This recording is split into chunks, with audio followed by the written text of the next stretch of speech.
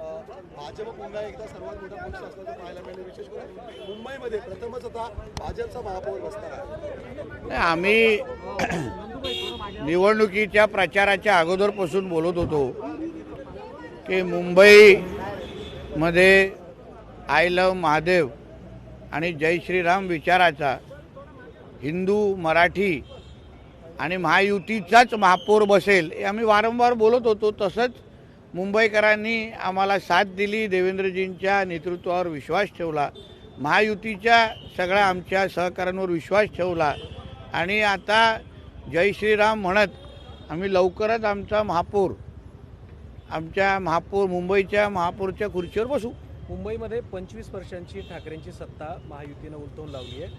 काल तुमची रिॲक्शन सुद्धा एक व्हायरल खूप मोठ्या प्रमाणात झाली, जी तुम्ही ट्विट देखील केली होती, त्याबद्दल काय सांगाल? नाही, काही उद्धव ठाकरेंनी मुंबईचा विकास न करता मुंबई महापालिकेची सत्ता विरोधकांची घरं तोडणं, विरोधकांच्या घरं उद्ध्वस्त करणं, कारवाया करणं यासाठीच ती मुंबई महापालिकेची सत्ता वापरलेली. मला आठवतं जेव्हा हे मुख्यमंत्री होते तेव्हा रोज मुंबई महापालिकेच्या आयुक्ताला फोन करून राणे का घर तोडो, राणे का घर तोडो, आणि म्हणूनच मी एक स्पेशल रिॲक्शन काल त्याला दिली जेणेकरून त्याला आठवणीत राहील की राणे का घर को कुछ तोडा नाही, अभी तेरे मातोश्री दो की बारी आहे. प्रकारची काही कारवाई मातोश्री आणि आता बघू टप्प्याटप्प्याने काय होतं पुढे. भाजप आणि शिंदेने भाजपसाठी आता ही मुंबई अदानींच्या घशात घालण्याचा प्रयत्न केलेला आहे आणि ते यश मिळालेलं आहे. हो, म्हणजे चंगेज मुलतानीच्या घशात टाकणं चालत असतं.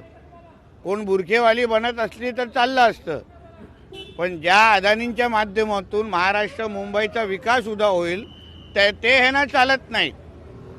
आणि म्हणून कधीही चंगेज मुलतानी या जिहाद्यांच्या घशात घालण्यापेक्षा आता मुंबईचा विकास जे करू शकतील त्यांच्या खांद्याला खांदा लावून आम्ही काम करू. संजय राऊत म्हणत आहेत की एकनाथ शिंदे जयचंद झाले नसते तर मुंबईत भाजपचा महापौर बसला नसता. हे पण तर गद्दारच आहेत ना.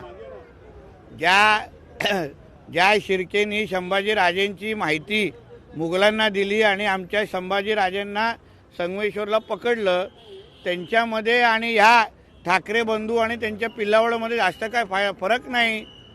कारण का पाकिस्तानमध्ये बसलेल्या अब्बाची स्क्रिप्ट हे इथे मुंबईमध्ये वाचून दाखवत होते. याने ना हिंदूंमध्ये फूट पाडण्यासाठीच या ठाकरे बंधूंना सुपाऱ्या दिल्या होत्या. म्हणून दुसऱ्या लोकांना नाव देण्यापेक्षा ना तुमची आता दाढी कुरवळणारे जे तुम्ही ज्यांची दाढी कुरवळत होते ना त्यांना जाऊन आता उत्तर द्या. मराठ्यांच्या उपमेमध्ये संजय राऊत बसवता आहेत.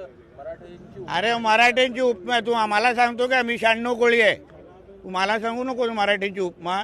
पण जे त्यांनी संगमेश्वरमध्ये आमच्या संभाजीराजेला का पकडलं? कारण आमच्या ते काही फितूर निघाले, स्वकीयांनी त्या मुघलांना मदत केली म्हणून आमच्या संभाजीराजेंना ज्यांनी एकही लढाईला हरले नाही त्या संभाजीराजेंना पकडलं कोणी? कारण आमच्या स्वकीयांनी फितुरी केली. असंच या हिंदू समाजाच्या विरोधात हे आमचेच स्वकीय आमच्या विरोधात गेले, कळलं ना. आमचे त्या जिहाद्यांबरोबर मांडीला मांडी लावून बसले. चंगेज मुलतानी, रशीद खान मामूचे दाढी कुरवळत बसले ना, त्याबद्दल बोललेलो आहे. आम्हाला मराठ्यांची उपमा सांगू नका. थांब जरा.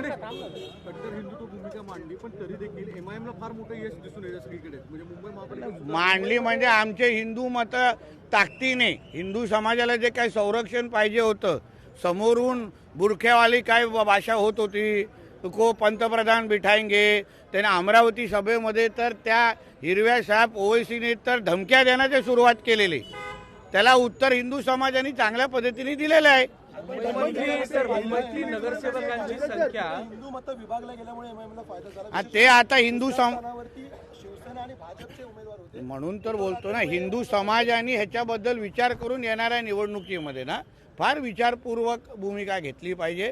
ते आपण हिंदूंमध्ये फूट अगर पाडली तर अशाच पद्धतीचे हे एमआयएम, इस्लाम पार्टी सारखे कट्टरपंथी विचाराच्या पार्ट्या उद्या निवडून आल्या तर ते अजान, मस्जिद के विरोधात खिलाफ बोलने वालों को वोट मत दो, असेच प्रचार सुरू होणार सगळीकडे.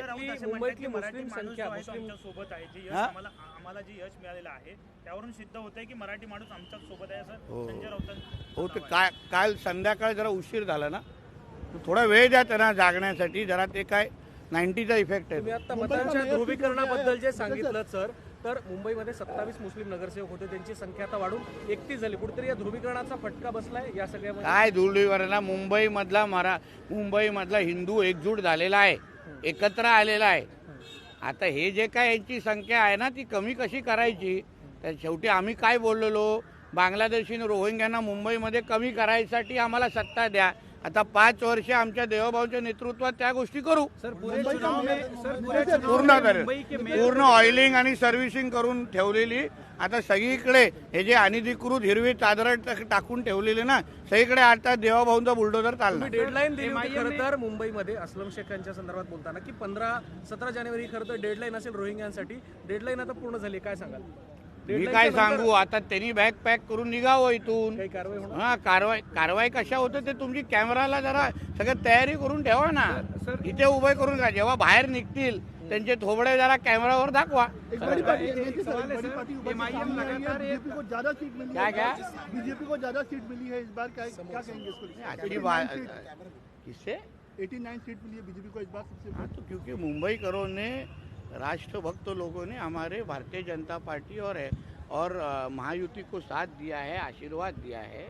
और इससे मुझे विश्वास है, आने जो विकास और सुरक्षा 2 मुद्दे पे हम लोग जो लड़े थे ना, उसके ऊपर हम जरूर काम करेंगे और मुंबई का विश्वास और उसको मजबूत करेंगे, ताकि आने वाले अगले चुनाव में हम 100+ जा सकेंगे.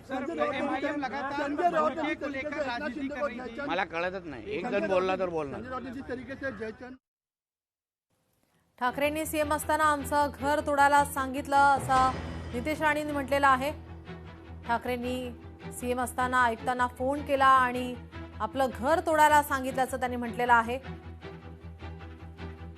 पराभव त्यांना पचत नाहीये, त्यामुळे या ठिकाणी टीका ते करतायत. जय श्रीराम म्हणत आमचा महापौर लवकरच बसू असं राणेंनी म्हटलंय.